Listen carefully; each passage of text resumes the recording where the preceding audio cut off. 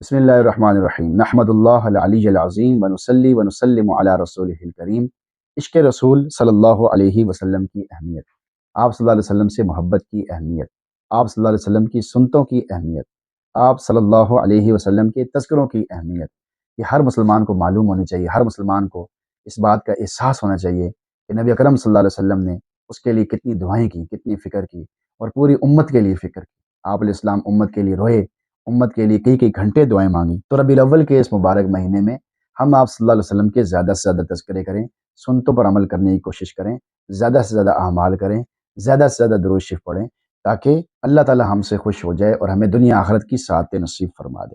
اللہ تعالیٰ اپنی صفات میں کامل ہے، زمین و آسمان کے خزانوں کا مالک ہے۔ اس رحیم و کریم ذات نے انسان کو بے حد حساب نعمتوں سے نوازا ہے۔ اگر وہ ہدایت نہ دیتا تو انسان گمراہ ہوتا، اگر وہ بینائی نہ دیتا تو انسان اندھا ہوتا، اگر وہ سماعت نہ دیتا تو انسان بہرا ہوتا، اگر وہ گویائی نہ دیتا تو انسان گونگا ہوتا، اگر وہ ٹانگیں نہ دیتا تو انسان لنگڑا ہوتا، اگر سر پر بال نہ دیتا تو انسان گنجا ہوتا، اگر وہ عقل نہ دیتا تو انسان پاگل ہوتا، اگر رزق نہ دیتا تو انسان مفلس ہوتا، اگر اچھی شکل نہ دیتا تو انسان بدصورت ہوتا، اگر صحت نہ دیتا تو انسان بیمار ہوتا، اگر اولاد نہ دیتا تو انسان لا ولد ہوتا، اگر عزت نہ دیتا تو انسان ذلیل ہوتا۔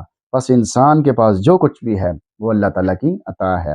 عجیب بات تو یہ ہے کہ اتنی بے شمار نعمتیں دے کر بھی اللہ تعالیٰ نے اپنا احسان نہیں جتلایا۔ تاہم ایک نعمت اس نے ایسی دی ہے جس کو دیکھ کر منعم حقیقی کو بھی انعام دینے کا مزہ آ گیا، اور اس نے کھلے الفاظ میں یوں فرمایا: لقد من اللہ علی المؤمنین اذ بعث فیہم رسولا۔ تحقیق اللہ تعالیٰ نے ایمان والوں پر احسان فرمایا کہ ان میں اپنے رسول کو بھیجا۔ نبی علیہ السلام کی تشریف آوری پوری انسانیت پر اللہ تعالیٰ کا خصوصی انعام ہے۔ انسانی فطرت ہے کہ اسے انعام سے بھی محبت ہوتی ہے اور انعام دینے والے سے بھی محبت ہوتی ہے۔ بس ایمان والوں کو اللہ تعالیٰ سے بھی شدید محبت ہوتی ہے اور اللہ تعالیٰ کے محبوب صلی اللہ علیہ وسلم سے بھی شدید محبت ہوتی ہے۔ ترمذی شریف کی روایت ہے: احب اللہ لما یغزوکم بہ من نعمت واحبونی لحب اللہ۔ اللہ تعالیٰ سے محبت کرو کہ اس نے تمہیں نعمتیں دی، اور مجھ سے محبت کرو اللہ تعالیٰ کی وجہ سے۔ مقصود یہ تھا چونکہ اللہ تعالیٰ کو مجھ سے محبت ہے، لہٰذا تم بھی مجھ سے محبت کرو۔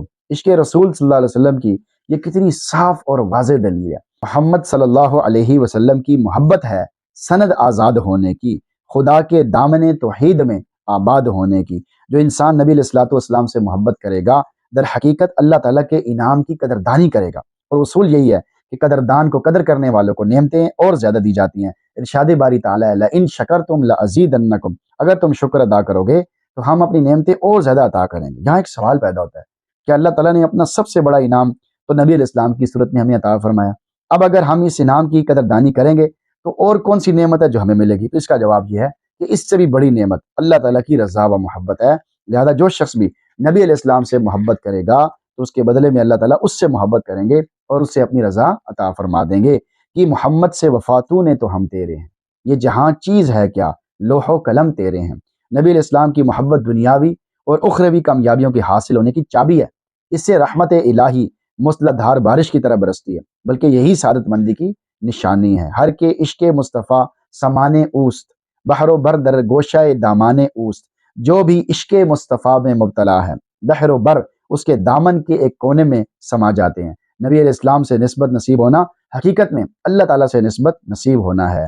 قرآن مجید میں ارشاد ربانی ہے: ان الذین یبایعونک انما یبایعون اللہ ید اللہ فوق ایدیہم۔ جنہوں نے آپ صلی اللہ علیہ وسلم سے بیعت کی انہوں نے حقیقت میں اللہ تعالیٰ سے بیعت کی، اللہ کا ہاتھ ان کے ہاتھ کے اوپر تھا۔ لہذا جن صحابہ کرام نے نبی علیہ السلام سے بیعت کی ان کی بیعت اللہ تعالیٰ سے ہو گئی۔ اللہ تعالیٰ کا فرمان ہے کہ ان کے ہاتھوں پر اللہ تعالیٰ کا ہاتھ ہے۔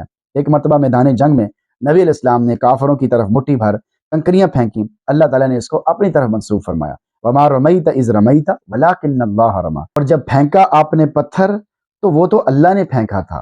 ان مثالوں سے یہ بات واضح ہو جاتی ہے کہ جب نبی علیہ السلام کے عمل کو اللہ تعالیٰ نے اپنا عمل فرمایا تو پھر نبی علیہ السلام سے محبت ہونا حقیقت میں اللہ تعالیٰ سے محبت ہونا ہے، یا یوں کہہ دیجئے کہ نبی علیہ السلام سے نسبت ہونا اللہ تعالیٰ سے نسبت ہونا۔ جس کو نبی علیہ السلام سے محبت و نسبت نہیں اس کو اللہ تعالیٰ سے بھی نسبت نہیں ہے۔ نسبت مصطفیٰ بھی عجب چیز ہے، جس کو نسبت نہیں اس کی عزت نہیں۔ خود خدا نے نبی سے یہ فرما دیا: جو تمہارا نہیں وہ ہمارا نہیں۔ عشق رسول صلی اللہ علیہ وسلم کی اہمیت قرآن سے سمجھیں۔ نمبر 1، ارشاد باری تعالیٰ النبی اولیٰ بالمؤمنین من انفسہم، نبی علیہ السلام مومنوں کے ساتھ ان کی جانوں سے بھی زیادہ قریب ہیں۔ اس آیت کے تحت انوار الباری میں لکھا ہے کہ نبی اکرم صلی اللہ علیہ وسلم روحانی اعتبار سے مومنوں کے ساتھ ان کی جانوں سے بھی زیادہ قرب و ولایت کا مرتبہ حاصل ہے۔ ایک قرات میں وَهُوَ أَبٌ لَهُمْ بھی ہے، یعنی نبی اکرم صلی اللہ علیہ وسلم ان کے روحانی والد ہیں۔ بس اگر جسمانی تعلق مذکور محبت و مودت کا سبب ہوتا ہے تو روحانی تعلق محبت کا باعث کیوں نہیں ہوگا؟ بلکہ روحانی تعلق اگر کم سے کم درجے کا بھی ہو تو وہ بڑے سے بڑے جسمانی تعلق سے بھی زیادہ مضبوط ہوتا ہے، اس لیے کہ اگر یہاں محبت ہوگی تو وہاں عشق کا درجہ ہوگا، اگر یہاں عشق مجازی ہوگا تو وہاں عشق حقیقی کی تاثیر ہوگی۔ نمبر 2، ارشاد باری تعالیٰ قل ان کنتم تحبون اللہ فاتبعونی یحببکم اللہ ویغفر لکم ذنوبکم، آپ کہہ دیجئے اگر تم اللہ سے محبت کرتے ہو تو میری اتباع کرو، اللہ تم سے محبت کرے گا اور تمہارے گناہوں کو معاف فرما دے گا۔ عرائس البیان تفسیر میں ہے کہ ان لوگوں سے کہہ دو کہ اگر تم اللہ سے محبت کا دعویٰ کرتے ہو اور تم اپنے دعوے میں سچے ہو تو میری پیروی کرو، میں تو محبین کا سردار ہوں، صدیقین کا سرتاج ہوں، رسولوں کا پیشوا ہوں، طالبان حق کا امام مصطفیٰ ہوں، تاکہ میں تم کو دکھا دوں کہ اس راہ میں کیسی کیسی چھپی چھپی چیزیں ہلاک کرنے والی ہیں اور کیسی کیسی چھپی چیزیں اس کی راہ میں نجات دینے والی تمہاری نظر سے چھپی ہوئی ہیں، اور تم کو مشاہدے کے احکام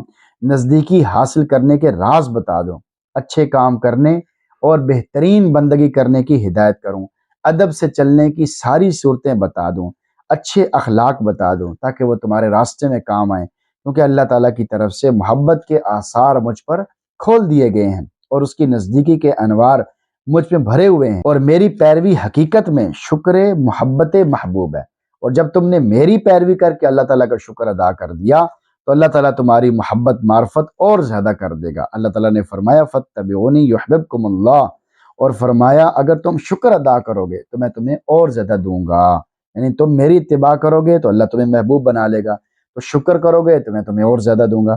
محبت کی حقیقت عارفوں اور محبوبوں کے نزدیک یہ ہے کہ دل شوق کی آگ سے کباب ہو جائے اور روح لذت عشق سے ماہی بے آب کی طرح تڑپے، یعنی وہ مچھلی جو پانی سے باہر آ جائے، اور حواس دریائے انس میں محبت کے دریا میں ڈوب جائیں، اور نفس کو پاک پانی سے طہارت حاصل ہو اور ہمہ تن آنکھ ہو کر فقط صرف محبوب کو ہی دیکھے اور دونوں جہانوں سے اپنی آنکھوں کو بند کر لے اور سرے باطنی غیب الغیب میں سیر کرے اور محبوب کے جو اخلاق ہیں ان سے آراستہ ہو، یہی اصل محبت ہے۔